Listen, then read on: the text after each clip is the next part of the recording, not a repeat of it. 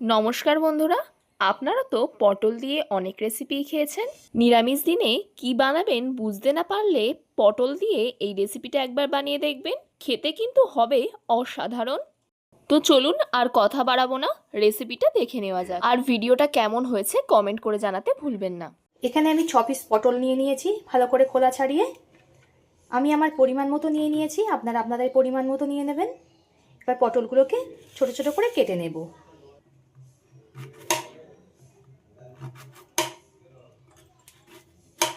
কেমনভাবে কেটে নেব। এই রেসিপিটা একবার হলেও ট্রাই করবেন, খুবই ভালো লাগে কিন্তু খেতে। নিরামিষ দিনে অনেকে বুঝতে পান না কি রান্না করবেন, তাই এই রেসিপিটা একবার হলেও ট্রাই করে দেখতে পারেন। এইভাবে সব পটলগুলোকে কেটে নেব। সব পটলগুলো আমার কাটা হয়ে গেছে, এই গামলার মধ্যে নিয়ে নেব।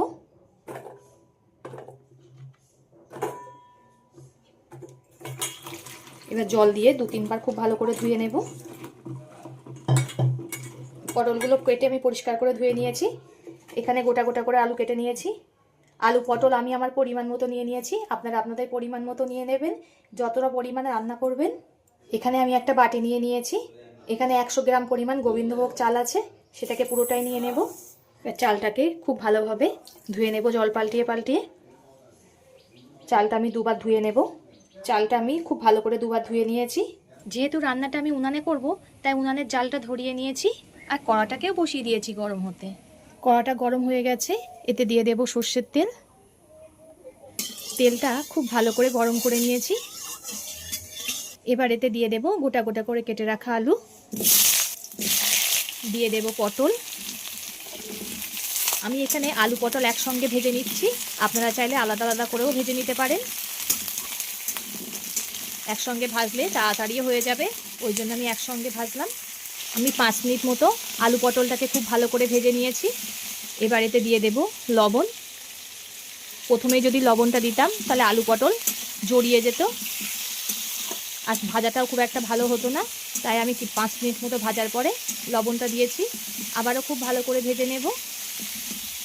আলু আর পটল আমি খুব ভালো করে ভেজে নিয়েছি, এবার তুলে নেব। ওই কড়ার মধ্যে আবার দিয়ে দিলাম সর্ষের তেল। তেলের মধ্যে দিয়ে দিলাম 1 টুকরো দারচিনি, একটা তেজপাতা, একটা শুকনো লঙ্কা। ফোড়ন থেকে সুন্দর একটা গন্ধ বেরালে এর মধ্যে দিয়ে দেব 4 চামচের 3 চামচ আদা বাটা। আদাটা দিয়ে একটু হালকা কষিয়ে নিতে হবে। আদাটাকে হালকা একটু ভেজে নিয়েছি। এবার এতে দিয়ে দেব 2 বড় সাইজের টমেটোকে খুব ভালো করে পেস্ট করে নিয়েছি, সেটাকে। আদা টমেটো খুব ভালো করে কষিয়ে নিতে হবে। এই পদ্ধতিতে একবার ট্রাই করে দেখবেন, খুবই ভালো লাগে। যে কোনো নিরামিষ দিনে অনেকে বুঝতে পার না যে কী রান্না করবেন, এই রেসিপিটা ট্রাই করবেন, আশা করি সকলেরই খুবই ভালো লাগবে। ভাত রুটি পরোটা যে কোনো কিছু দিয়েই খুবই ভালো লাগবে এই রেসিপিটা। এবার এতে দিয়ে দেব স্বাদ মতো লবণ। যতটা পরিমাণ তরকারিতে লবণ লাগবে ততটাই এখন দিয়ে দিলাম। দিয়ে দেব পরিমাণ মতো হলুদ গুঁড়ো। খুব ভালো করে কষিয়ে নিতে হবে। মশলাটা 5-7 মিনিট মতো কষিয়ে নিয়েছি। এবার এতে দিয়ে দেব ধুয়ে রাখা চালটা। চালটা একটু ভেজে নিতে হবে মশলার সঙ্গে। চালটা মশলার সঙ্গে খুব ভালো করে কষিয়ে নিতে হবে। টমেটো আদা চাল খুব ভালো করে কষিয়ে নিয়েছি। মশলাটাকে দেখুন কেমন তেল ছাড়ছে। এবার এতে ভেজে রাখা পটল আলু দিয়ে দেব। মশলার সঙ্গে পটল আলুটাকেও খুব ভালো করে কষিয়ে নিতে হবে। এবার এতে দিয়ে দেব 4 চামচের মাপ করে 1 চামচ ধনিয়া গুঁড়ো, 7 চামচ জিরে গুঁড়ো। আবারও খুব ভালো করে কষাতে হবে। যত সুন্দর করে কষাবেন তরকারির টেস্টটা ততই ভালো আসবে। আমার বন্ধুরা কে কোথা থেকে দেখছেন কমেন্ট করে জানাবেন। আপনাদের সুন্দর সুন্দর কমেন্ট করতে খুবই ভালো লাগে, আর এভাবেই আমাকে সাপোর্ট করে যাবেন। আপনারা সাপোর্ট না করলে কখনো এগিয়ে যেতে পারবো না, আর সাপোর্ট করার জন্য অসংখ্য ধন্যবাদ। খুব ভালো করে কষিয়ে নেব। আমি সব কিছু খুব ভালো করে কষিয়ে নিয়েছি। এবার এতে পরিমাণ মতো জল দিয়ে দেব। আমি খুব একটা বেশি জল দিলাম না, একটু কষা কষা রাখবো। আপনারা চাইলে জলের পরিমাণটা বাড়িয়ে কমিয়ে নিতে পারেন। ঝোলটাকে ফুটতে দেব। ঝোলটা আমি খুব ভালো রকমই ফুটিয়ে নিয়েছি আর সব কিছু সুন্দর গলে গেছে।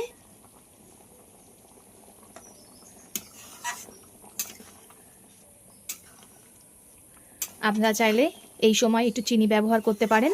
অনেকে আছে নিরামিষ তরকারি একটু মিষ্টি মিষ্টি খেতে পছন্দ করে। আমি এখানে চিনি দিলাম না। মিষ্টি ঝাল আপনারা আপনাদের পরিমাণ মতো দিয়ে দেবেন, যে যেমন খেতে পছন্দ করেন। এবার এতে দিয়ে দেব অল্প করে ঘি, যেহেতু নিরামিষ তরকারি একটু ঘি দিলে বেশি ভালো লাগবে। আর দিয়ে দেব কাসৌরি মেথি। এই কাসৌরি মেথিটা আপনারা চাইলে স্কিপও করতে পারেন, কিন্তু দিলে খুবই ভালো লাগবে খেতে। দিয়ে দেব অল্প করে গরম মশলা। আমার হয়ে গেছে, আমি নামিয়ে নেব।